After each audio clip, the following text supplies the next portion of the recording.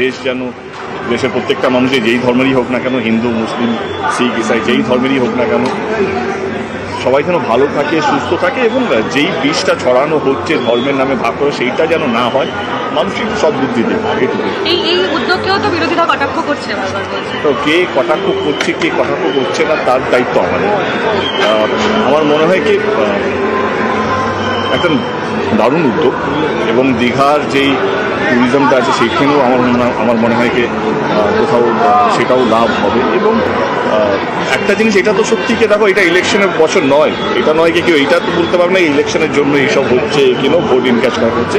আমার মনে হয় কি প্রচুর বাঙালিরা আছে যারা দেশে বিদেশে তারা থাকেন এবং তারা জগন্নাথ ঠাকুরের ভক্ত। আমার মনে হয় কি তাদের কাছেও একটা, যারা বাংলায় থাকেন বা বাংলায় আসেন তাদের কাছে একটা দারুণ উদ্যোগকে এখানে আসতে পারবে না। আমার মনে হয় মন্দিরে যারা দেখেছেন, আমি বললাম একটা অদ্ভুত শান্তি আছে এবং অদ্ভুত একটা ভালো লাগা ব্যাপার আছে। এবং যারা ভক্ত, আমার মনে হয় কি আমাদের দেশটা এইটার জন্যই আমাদের দেশটা বিখ্যাত, যে আমরা বিভিন্ন ধর্ম, বিভিন্ন ঠাকুর, বিভিন্ন আমাদের কালচারটাকে ধরে রাখি। আমার মনে হয় যে এইটার জন্য যদি বিরোধ করে, আমার মনে হয় খুব বোকা একটা জিনিস। আমার মনে হয় এই যে বললাম ঠাকুর সবাইকে শান্তি থেকে একটু বুদ্ধি দিক, সবটাই ভাগ করা রাজনীতি যাতে না হয়। কিছু কিছু রাজনীতি মানুষকে এক করার জন্য প্রয়োজন।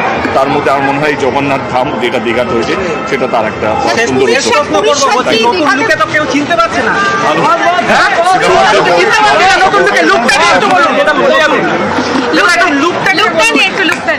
সিনেমার জগৎ, গানের জগতের বহু কৃতীরা উপস্থিত ছিলেন আজকের এই অনুষ্ঠানে। আমার সঙ্গে আছেন আমাদের প্রতিনিধি রুমেলা ভূমিপুত্র, যারা আমাদের প্রতিনিধি সুজিত ভৌমিক, পঙ্কজ দাশরথী, তাদের সঙ্গে শেয়ার করছিলাম। তুমি তো এখান থেকে গেছো, তুমি প্রথম দিনই বলেছিলে যে হট ফেভারিট এই দীঘা।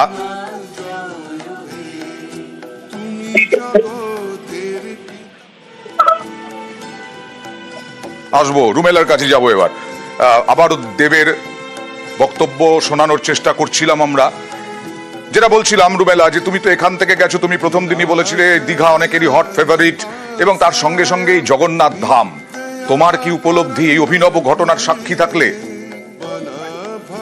একদমই তাই। এবং বলে রাখি যে এই জগন্নাথ মন্দিরের দ্বারোদ্ঘাটনের পর এখানে সাধারণ মানুষ তারা এখন মুক্তি ধরেছেন কখন তারা মন্দিরে যাবেন, কখন তারা মন্দিরে ঢুকবেন, তারা শুধু অপেক্ষা করছেন মন্দিরে ঢোকার জন্য। এবং প্রচুর মানুষ মানে যারা মিনিট 10 আগেও ছিল না, এখন দেখছি সেই পর্যটকের সংখ্যাটা, পুণ্যার্থীর সংখ্যাটা ক্রমশ বাড়ছে। আগামী 1 ঘন্টায় সন্ধ্যে নামলে জনসাধারণের জন্য খুলে দেওয়ার পর এই মন্দিরের দরজা, তখন নিশ্চয়ই এই ভিড়টা আরো কয়েক গুণ বেড়ে যাবে। আজকে কি খুলে দেওয়া হবে দরজা? এখনো পর্যন্ত আমরা দেখছি সাধারণ মানুষজন তারা ভিড় করেছেন, কেউ যেতে পারছেন, তাদের কাছে স্পেশাল ইনভিটেশন কার্ড রয়েছে, তারা ঢুকছেন, আমি সেটা দেখছি। কিন্তু যারা এখানে অপেক্ষারত তাদেরকে কি এক্ষুনি ঢুকতে দেওয়া হবে সেটা জানার জন্য আরো খানিকটা সময় অপেক্ষা আমাদের করতে হবে। তবে তাদের এই উৎসুক মুখগুলি বলে দিচ্ছে যে তারা নিশ্চয়ই ভিড় বাড়বে, পর্যটকের সংখ্যা বাড়বে, পুণ্যার্থীদের সংখ্যা বাড়বে, দর্শনার্থীদের ভিড় বাড়বে, যেটা বারবার বলছিলাম জগন্নাথ মন্দির নিয়ে।